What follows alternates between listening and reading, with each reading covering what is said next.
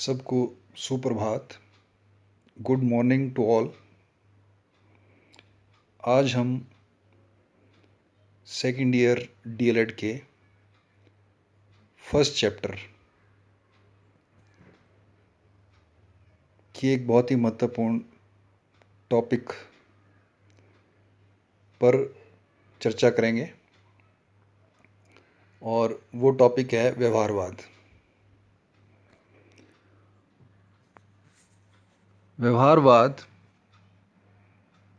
मनोविज्ञान में व्यवहार के वर्णन, व्याख्या तथा पूर्व कथन हेतु एक महत्वपूर्ण विचारधारा है।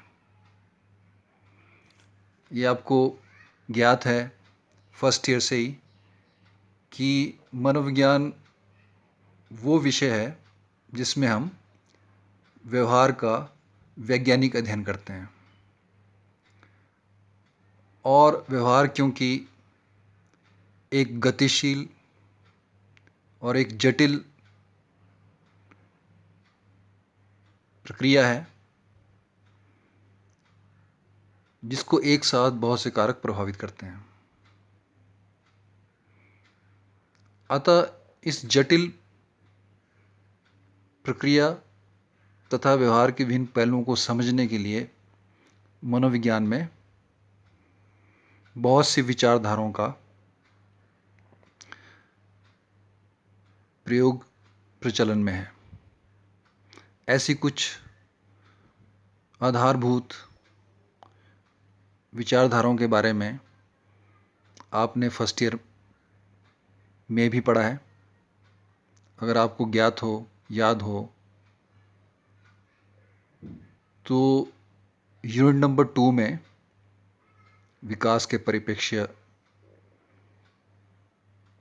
में मानवतावाद नाम की एक महत्वपूर्ण विचारधारा थी और यूनिट नंबर 4 में व्यक्तित्व वाला जो यूनिट था उसमें मनोविश्लेषणात्मकवाद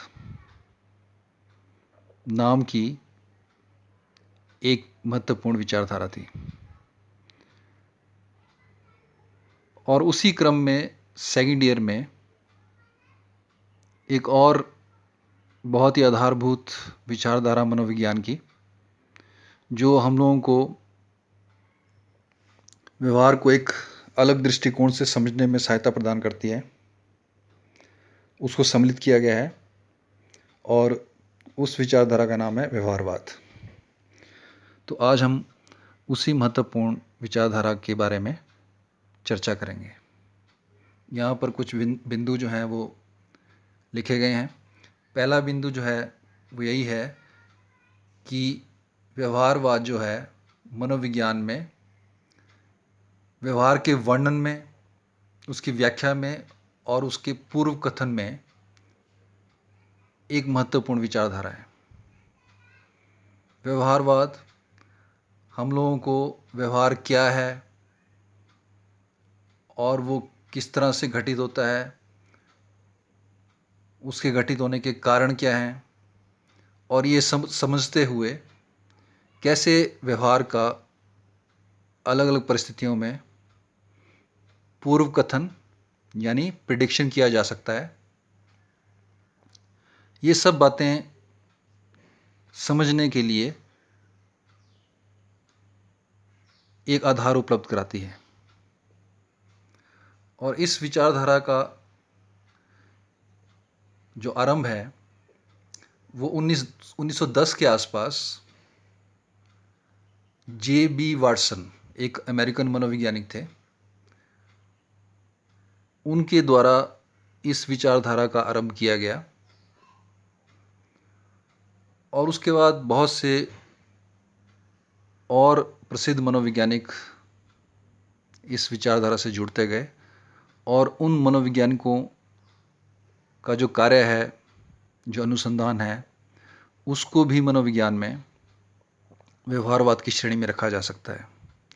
और ऐसे कुछ मनोवैज्ञानिक हैं स्किनर और हल।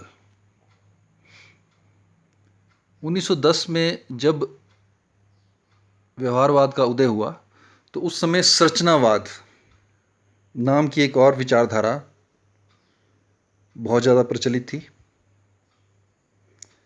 और मुख्यतः व्यवहारवाद का जो उदय है वो संरचनावाद के विरोध में ही हुआ। संरचनावाद वो विचारधारा थी जो ये मानती थी कि मनोविज्ञान का प्रमुख विषय वस्तु मन तथा चेतना का अध्ययन होना चाहिए। अर्थात मनोविज्ञान वह विषय है जिसमें मन तथा चेतना, विभिन्न मानसिक प्रक्रियाएं, ऐसी प्रक्रियाएं जो अप्रत्यक्ष हैं, जो सामने देखी नहीं जा सकती, जिनका प्रत्यक्ष अध्ययन संभव नहीं है,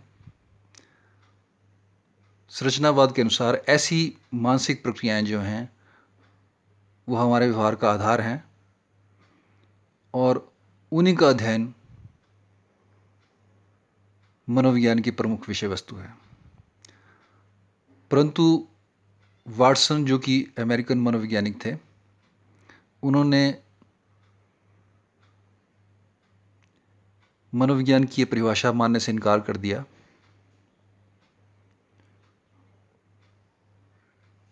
दूसरा जो विरोध संरचनावाद से वाटसन का था वो मनोविज्ञान के अध्ययन की विधियों को लेकर था। मन तथा चेतना के अध्ययन में संरचनावादी प्रमुखता आत्मनिरीक्षण विधि या जिसे अंतर्दर्शन विधि, इंट्रोस्पेक्शन मेथड कहा जाता है, उसका इस्तेमाल करते थे। परंतु वाटसन के अनुसार ये विधि, अंतर्दर्शन विधि, अध्ययन की एक उपयुक्त विधि नहीं है। उनके अनुसार इस विधि द्वारा वस्तुनिष्ठ अध्ययन संभव नहीं है, अतः इस विधि को मनोविज्ञान की एक प्रमुख विधि के रूप में इस्तेमाल नहीं किया जाना चाहिए। तो इन दो प्रमुख पॉइंट्स को लेके वाटसन का विरोध संरचनावाद के विरुद्ध हुआ, जिसकी परिणति व्यवहारवाद की उत्पत्ति और विकास के रूप में हुई। तो अब हम समझेंगे कि व्यवहारवाद क्या है और उसके कुछ प्रमुख तत्व कौन कौन से हैं। तो सबसे पहले रूप में, जैसा मैंने अभी आपको बैकग्राउंड दिया व्यवहारवाद की उत्पत्ति का, तो वाटसन के अनुसार मन तथा चेतना के अध्ययन के स्थान पर मनोविज्ञान का जो विषय वस्तु होना चाहिए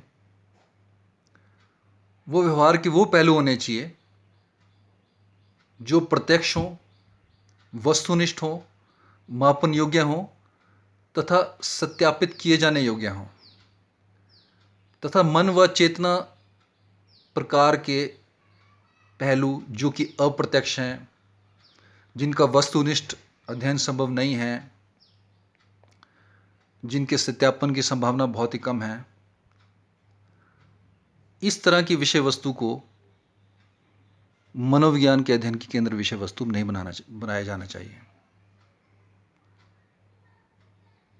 और उनके अनुसार, व्यवहारवादियों के अनुसार, इस तरह के प्रत्यक्ष वस्तुनिष्ठ मापन योग्य व्यवहार के पहलुओं को अध्ययन करने के लिए अंतर्दर्शन या अंतर्निरीक्षण विधि के स्थान पर ऐसी विधियों का इस्तेमाल किया जाना चाहिए जो कि अन्य विज्ञान भी प्रयोग में लाते हैं। और ऐसी विधियों में प्रमुख प्रयोगात्मक विधि और वस्तुनिष्ठ निरीक्षणात्मक विधि है। तो वाटसन ने इन विधियों को आधार बनाते हुए मनोविज्ञान को एक शुद्ध विज्ञान के रूप में परिभाषित करने का प्रयास किया। उनके अनुसार मनोविज्ञान उस तरह का विज्ञान है जैसे कि भौतिकी, जैसे कि रसायन शास्त्र। और यदि हम लोगों को मनोविज्ञान को एक विज्ञान बनाना है तो हम लोगों को उन्हीं विधियों का इस्तेमाल मनोविज्ञान में करना पड़ेगा जो कि अन्य विज्ञान करते हैं। और ये एक बहुत बड़ी कंट्रीब्यूशन, एक योगदान है व्यवहारवादियों का। उनके वैज्ञानिक विधियों के बल के कारण ही आज मनोविज्ञान एक विज्ञान है। व्यवहारवादियों के कुछ और आधारभूत तत्व जो हैं वो हम डिस्कस कर सकते हैं। व्यवहारवादियों के अनुसार व्यवहार का आधार प्राणी की आनुवंशिकी के बजाय उसके पर्यावरणीय कारकों पर निर्भर करता है। व्यवहारवादियों के अनुसार किसी भी प्राणी के व्यवहार के आधारभूत कारण उसके आसपास के पर्यावरण में रहते हैं। व्यवहारवादियों ने व्यवहार की व्याख्या में आनुवंशिकता की भूमिका को न्यून करने का प्रयास किया है और उनके अनुसार व्यवहार की व्याख्या में व्यक्ति के आसपास के वातावरण के जो भौतिक या सामाजिक सांस्कृतिक कारक हैं वो मुख्य भूमिका निभाते हैं। इसके साथ साथ व्यवहारवादी ये मानते हैं कि अधिगम या लर्निंग व्यवहार की आधारभूत प्रक्रिया है। प्राणी का अधिकतर व्यवहार अधिगमित होता है, सीखा हुआ होता है और वो अनुबंधन नियमों के आधार पर सीखा होता है। मुख्यतः पेवलोव का प्राचीन अनुबंधन सिद्धांत, स्किनर का नैमित्तिक अनुबंधन सिद्धांत, ये सिद्धांत अधिगम में महत्वपूर्ण भूमिका निभाते हैं और किसी व्यक्ति के व्यवहार को उसके पूर्व अधिगमित व्यवहारों के आधार पर न केवल समझा जा सकता है बल्कि उनका प्रेडिक्शन, पूर्व कथन भी किया जा सकता है। व्यवहारवादियों के अनुसार व्यवहार को समझने का सबसे अच्छा फ्रेमवर्क या संरचना S-R टाइप की है। S अर्थात स्टिमुलस, उद्दीपक, और R अर्थात रिस्पॉन्स, अनुक्रिया। उनके अनुसार अगर मनोविज्ञान को एक विज्ञान बनना है तो ये S-R अनुबंधन या उद्दीपक अनुक्रिया अनुबंधन ही वो महत्वपूर्ण फ्रेमवर्क है जो हम लोगों को व्यवहार के वर्णन और व्याख्या का एक आधार प्रदान करता है। उनके अनुसार अन्य शुद्ध विज्ञानों की तरह किसी एक दिए गई अनुक्रिया मीन्स रिस्पॉन्स के जो उत्तरदायी उद्दीपक हैं वो ढूंढने में हम लोग सक्षम होने चाहिए और यदि उद्दीपक दिया गया है तो हम लोग उस उद्दीपक के प्रत्युत्तर में जो अनुक्रिया उत्पन्न होगी उसके पूर्व कथन करने में सक्षम होने चाहिए। और अपने विस्तृत अध्ययनों के आधार पर व्यवहारवादियों ने व्यवहार के कुछ आधारभूत नियम, सिद्धांत खोजे हैं और इन आधारभूत नियमों, तथ्यों और सिद्धांतों के आधार पर व्यवहारवादी ये मानते हैं कि मनोविज्ञान जो है वो एक ऐसा विषय है जिसके ज्ञान का उपयोग जीवन की विभिन्न समस्याओं को सुलझाने के लिए किया जा सकता है और इसी आधार पर व्यवहारवादियों ने शिक्षा, उद्योग, व्यापार, कानून, एडवर्टाइजिंग इत्यादि जीवन के विभिन्न जो क्षेत्र हैं उनकी व्यवहारिक समस्याओं को सुलझाने का प्रयास किया है। तो ये संक्षेप में व्यवहारवाद का वर्णन था। और इसी कड़ी में आगे हम लोग एक महत्वपूर्ण सिद्धांत जिसको व्यवहारवाद की श्रेणी में रखा जा सकता है, पेवलॉव का प्राचीन अनुबंध सिद्धांत, उस पर चर्चा करेंगे नेक्स्ट लेक्चर में। धन्यवाद। Thank you.